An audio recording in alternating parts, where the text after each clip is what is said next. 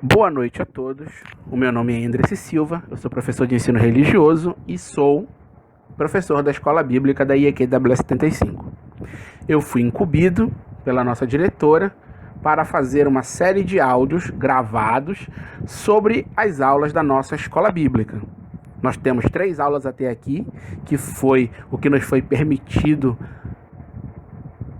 lecionar até agora, e estamos criando essa série de áudios com 4 objetivos bem específicos. O primeiro objetivo é trazer acessibilidade aos nossos irmãos que por algum motivo não têm acesso à revista, seja porque tem baixa visão, seja porque tem dificuldade para ler a revista com as letras miúdas, seja porque as pessoas realmente não tiveram, infelizmente, a chance de aprender a ler, e essa mídia é muito melhor fazer as aulas em áudio, e também para cumprir um pouco da determinação das nossas autoridades, que nesse momento em que estamos vivendo uma pandemia da Covid-19, poder manter a aula, tentar manter tudo, só que sem esse contato social que, por enquanto, é prejudicial para todos nós. Bom, eu quero trazer para vocês, então, uma ideia do que foi a nossa primeira aula, que tem por título É Chegado o Reino Sobrenatural.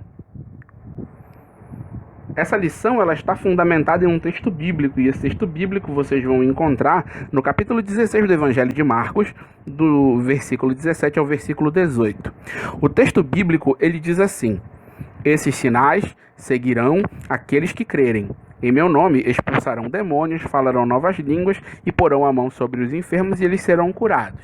Repetindo, o texto está no capítulo 16 de Marcos, do versículo 17 até o versículo 18.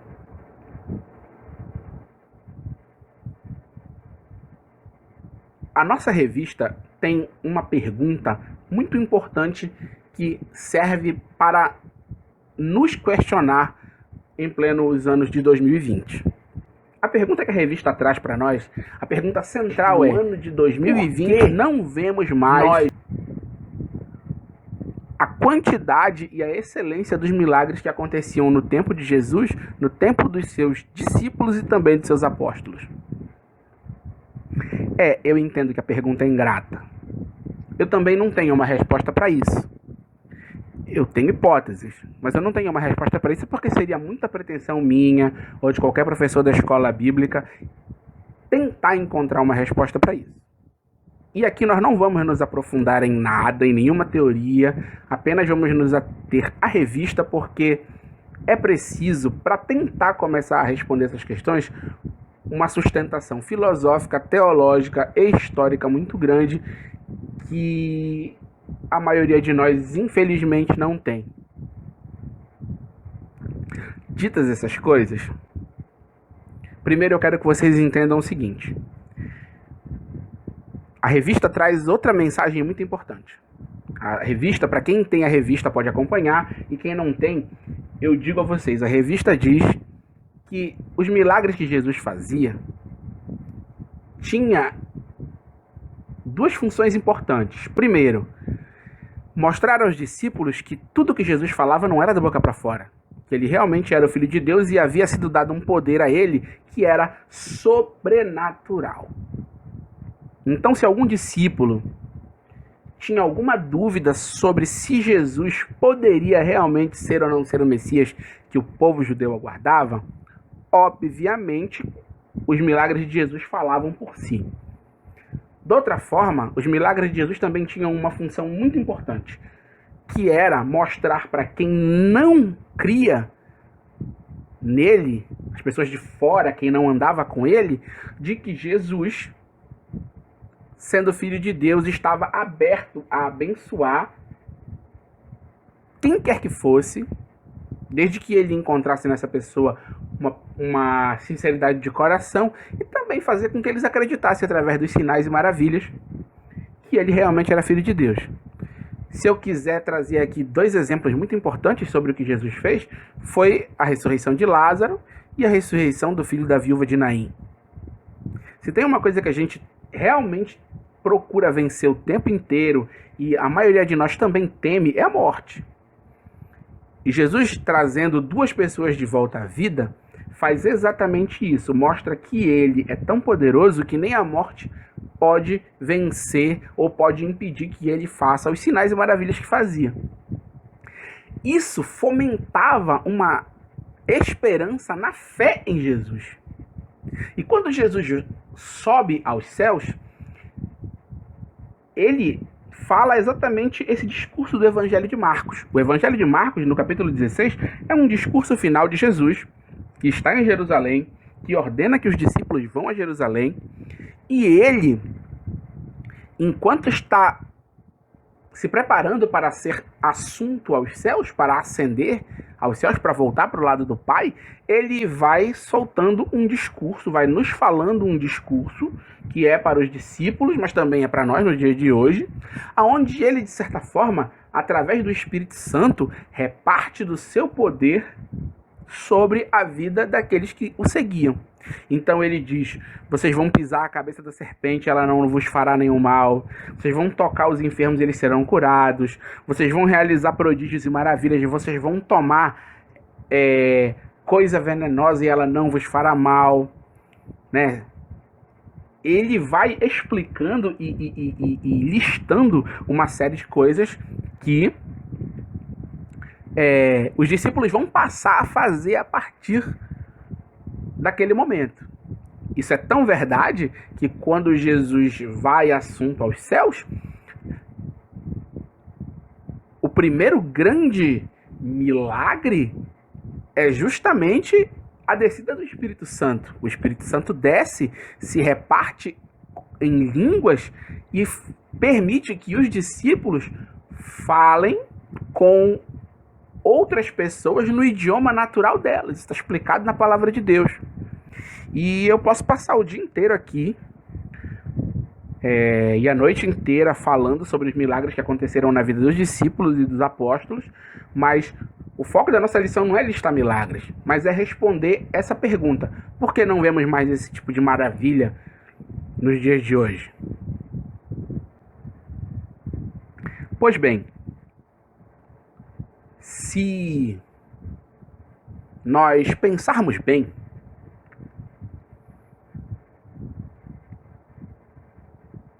é possível perceber que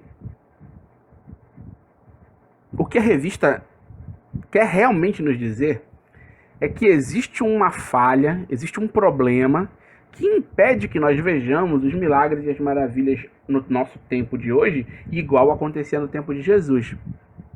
E então, na nossa revista, na primeira página dela, na página 5,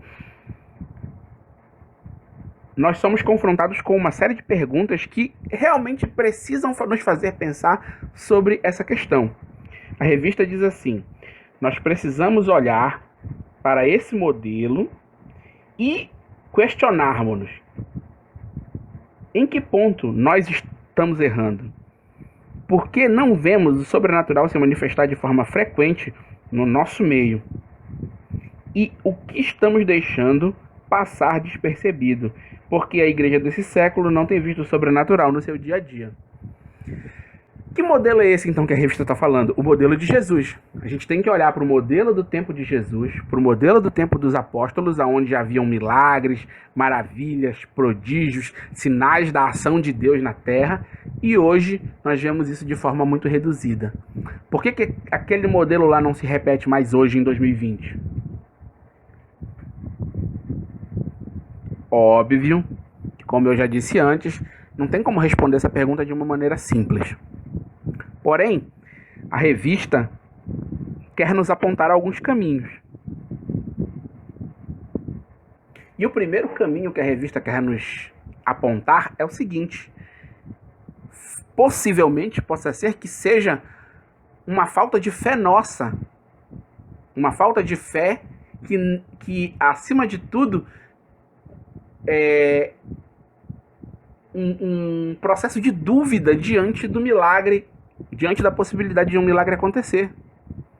Quantas pessoas já não receberam notícias de doenças terminais e algumas delas preferiram esperar chegar ao seu fim do que acreditar que o milagre poderia acontecer?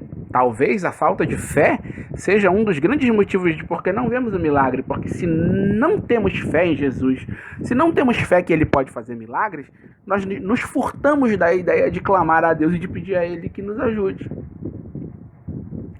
Um outro ponto pode ser porque não estamos alicerçados na palavra o suficiente para perceber que o Senhor Jesus, que o seu Pai, são capazes de fazer milagres ainda hoje, mesmo apesar de toda a tecnologia, de toda a ciência, de todo o conhecimento que o ser humano captou para si ao longo dos séculos, ao longo dos anos e das décadas. Apesar de tudo isso, que Deus ainda é capaz de fazer milagres, que Jesus ainda é capaz de fazer milagres nos nossos tempos. E para a gente acreditar nisso, a gente precisa estar alicerçado na palavra, mas muitas vezes a nossa compreensão da palavra é muito rasa. E eu não estou falando em termos teológicos, porque nem todo mundo tem condição de fazer teologia, mas é realmente de, ao ler a palavra, não compreender que os milagres que aconteciam no tempo de Jesus ainda estão acessíveis à nossa vida, desde que, alicerçados na palavra e com fé naquilo que nos é descrito pela palavra, nós podemos acessar o sobrenatural de Deus e alcançar os milagres que temos pedido.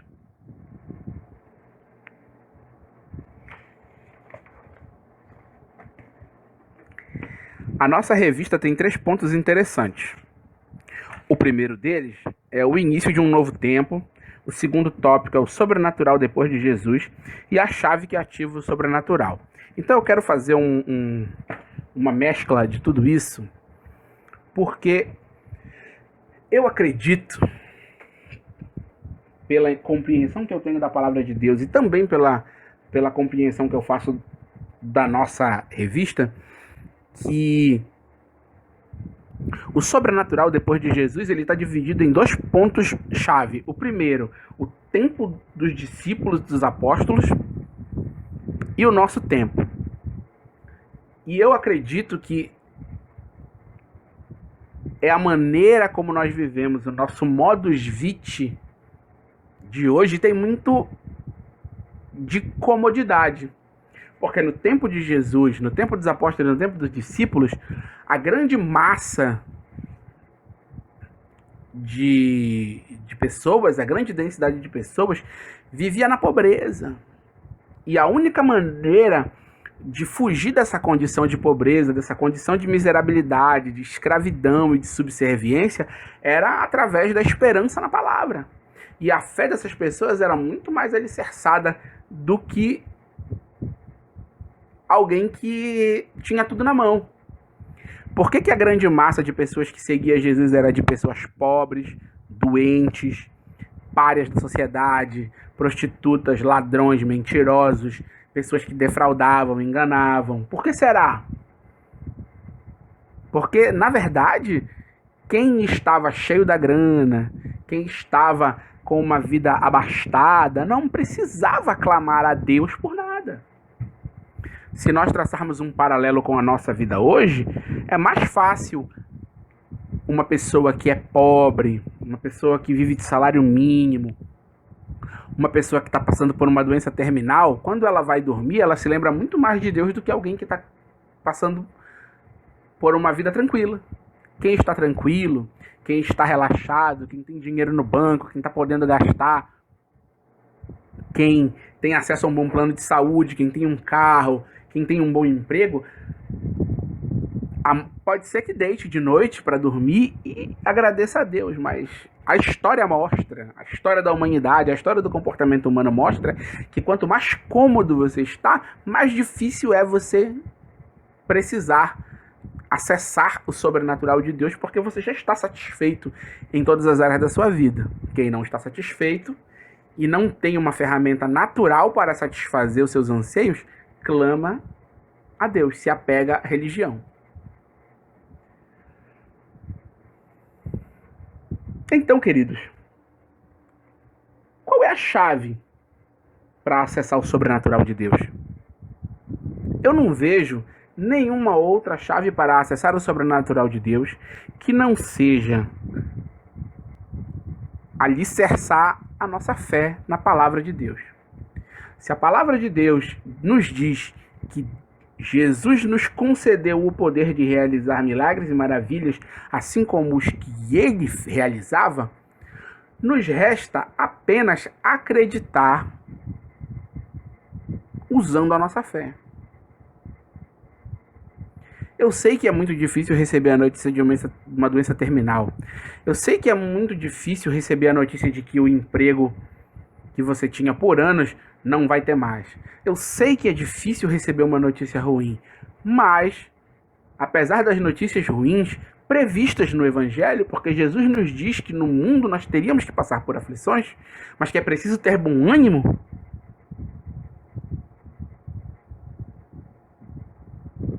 estou convicto, a partir do que entendo como palavra de Deus, de que se a minha fé estiver alicerçada na palavra de Deus, se a sua fé, meu querido irmão, estiver alicerçada na palavra de Deus, você poderá acessar o sobrenatural e conseguir um milagre em teu favor.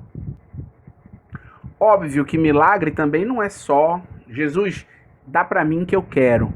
Também você precisa ter a sabedoria para entender se aquilo que você está pedindo está de acordo com a moralidade e está de conformidade com a vontade de Deus. Então nós temos que refletir se aquilo que eu estou pedindo, se aquilo que nós estamos pedindo realmente vai ser algo para glorificar o nome de Deus. Se eu peço para Deus curar alguém que está enfermo, não precisa ser só uma cura, mas pode ser uma cura que vai se tornar um testemunho. Se nós prestarmos atenção na nossa vivência, na nossa congregação, nós temos exemplos de pessoas que Deus curou e que servem de testemunho para nós. Você pode olhar na televisão e encontrar um testemunho de alguém que foi curado. Enfim, tem muitos exemplos por aí. Não tantos como no passado, mas eles ainda existem justamente para que a nossa fé não fique só no campo da teoria. Porque a palavra de Deus acaba sendo só teoria quando não acontece o milagre. E o milagre, quando acontece, reforça aquela teoria. Ou seja, quando alguém que está muito enfermo volta de novo à vida e se cura, a palavra de Deus acaba ganhando crédito e sendo reforçada a verdade que está contida no livro sagrado. Bom, então não existe outra maneira de ver os milagres senão através da fé que está alicerçada na palavra de Deus e do nosso Senhor Jesus Cristo. Ditas essas coisas, eu quero agradecer a todos, quero reforçar que nós estamos vivendo um momento de pandemia, onde nós temos que ficar reclusos nas nossas casas, obedecendo a quarentena. Tudo o que estiver ao alcance da nossa igreja para realizarmos, nós vamos realizar, para que você tenha a comodidade de, mesmo distante do templo, distante do culto físico, nós possamos, mesmo assim, como igreja, congregar. Quero reforçar que você continue lavando sua mão com água e sabão, evitando, eu sei que é difícil, mas evitando os beijinhos, os abraços. Esses abraços vão ficar melhores e mais gostosos depois, quando você estiver liberado, que tiver tudo ok, tivermos vencido esse tempo de dificuldade. Você vai poder abraçar seus parentes, beijar eles e vai ser mais gostoso. Mas por enquanto, evite aglomerações, fique em casa, lave bem suas mãos se precisar sair com água e sabão. Quando voltar, lave de novo, finalize com álcool gel, ajude o seu vizinho que é idoso, né? Seja prestativo. Se você está vendo que tem alguém aí na sua vizinhança que está passando por uma momento de dificuldade, compre 1 quilo de arroz, compre 1 quilo de feijão, ajude como você puder. Que logo, logo todos nós estaremos de volta à nossa vida normal. Então eu quero agradecer a todo mundo. Quero dar uma boa noite e muito obrigado. Voltaremos amanhã com mais uma aula da nossa EB. Um grande abraço. Que a paz do Senhor Jesus Cristo esteja com todos em nome de Jesus.